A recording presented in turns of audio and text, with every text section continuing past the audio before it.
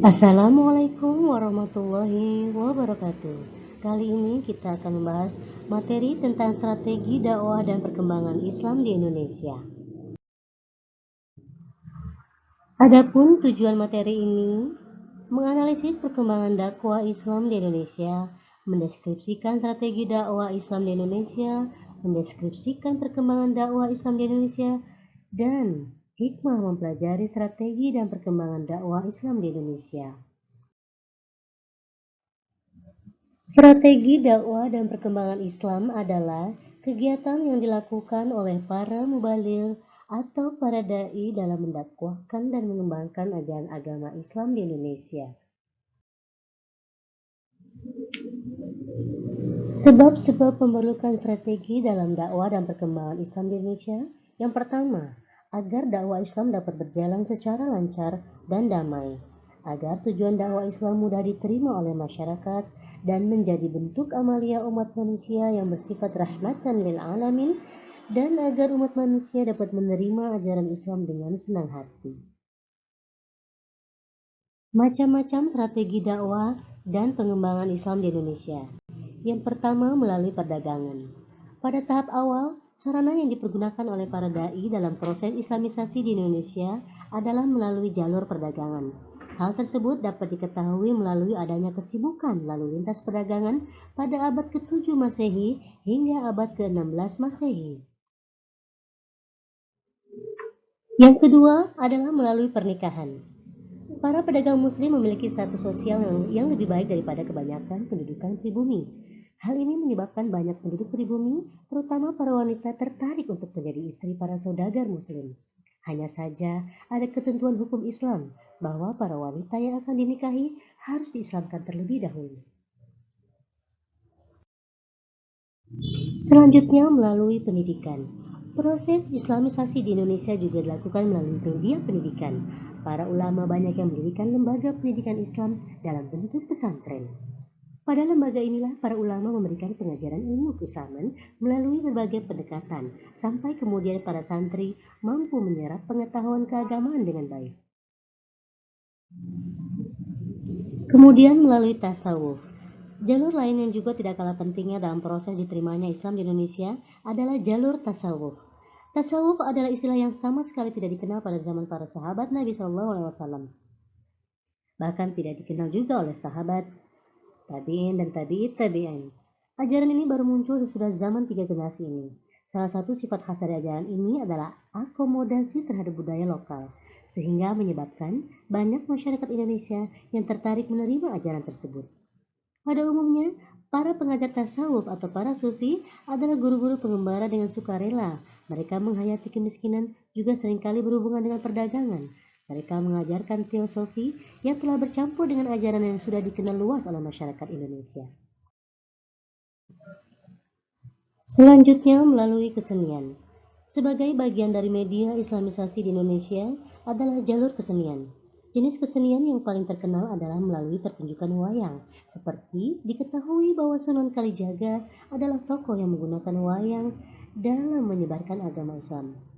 Dia tidak pernah meminta upah materi dalam setiap pertunjukan yang dilakukannya. Sunan Kalijaga hanya meminta kepada para penonton untuk mengucapkan 2 kalimat syahadat.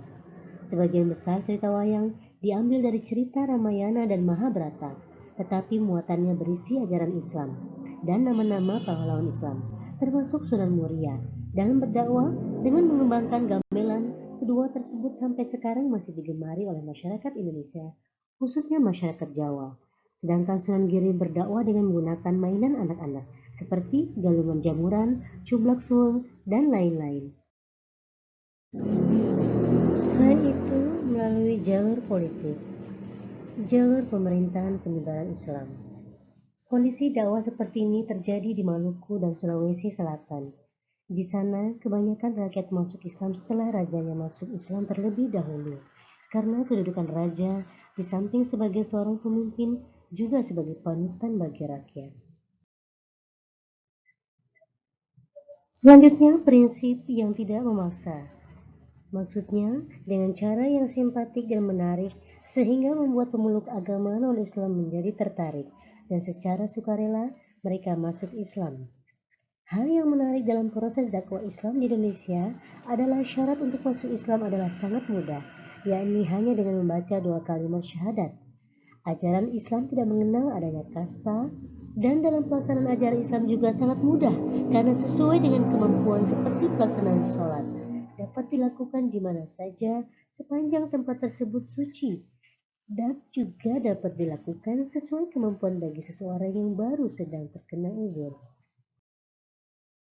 Selanjutnya, prinsip menunjukkan kebenaran yang hakiki. Kebenaran hakiki adalah kebenaran yang hak atau kebenaran yang pasti, tidak ada ajaran Islam yang mengandung kebenaran semu. Karena ajaran Islam bersumber dari firman Allah Subhanahu wa taala dan semua firman Allah pasti benar.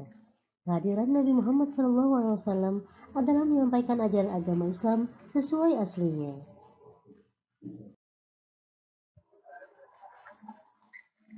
Prinsip-prinsip strategi dakwah dalam perkembangan Islam di Indonesia. Yang pertama, prinsip keteladanan. Umat Islam mempelajari dan mengamalkan ajaran Islam sesuai dengan yang disampaikan oleh Nabi Muhammad SAW dan tidak boleh dengan model pengamalan selain dari beliau, karena Nabi Muhammad SAW merupakan satu-satunya teladan terbaik bagi umat Islam. Selanjutnya, prinsip keseimbangan hidup. Para mubaligh dalam mendakwahkan ajaran Islam di Indonesia menerapkan prinsip strategi keseimbangan.